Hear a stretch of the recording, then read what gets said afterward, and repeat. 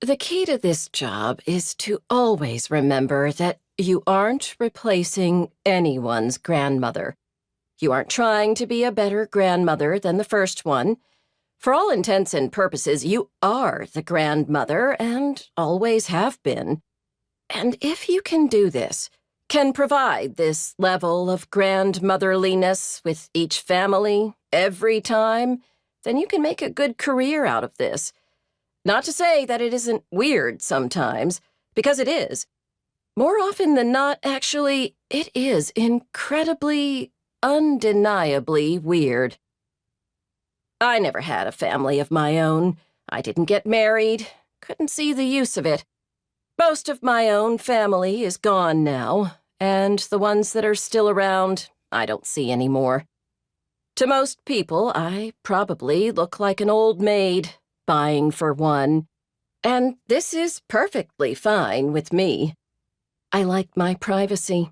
If I go to bed with someone, it isn't a person who has to spend his entire life with me afterward.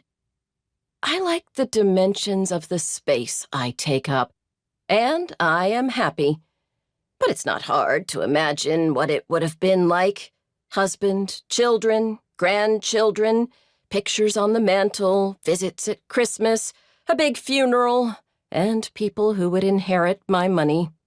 You can be happy with your life and yet still see the point of one lived differently. That's why it seemed so natural when I saw this ad in the paper.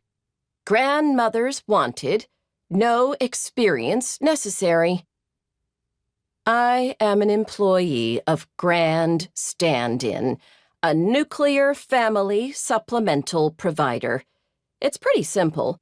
With so many new families popping up, upwardly mobile couples with new children, there is a segment of this demographic, more than you would think, who no longer have any living parents. So many of these new parents feel their children are missing out on a crucial part of their life experience, grandparents. And that's where I come in. I currently serve as a grandmother to 5 families in the Southeast. Each role is different, though I specialize in the single, still active grandmother archetype, usually the paternal grandmother, husband now deceased, quite comfortable but not rich, still pretty, fond of crafts. I am 56 years old, but I can play younger or older depending on what is needed. The families work out the rest of the details with the company. Old photos are doctored to include my image, a backstory is created, and phone calls and visits are carefully planned. For each project, we call them FAMs, I am required to memorize a family history that goes back 8 generations. It's difficult work, but it's fairly lucrative, nearly $10,000 a year per family. And with Social Security going down the tubes, it's nice to have spending money. But that alone can't keep you interested.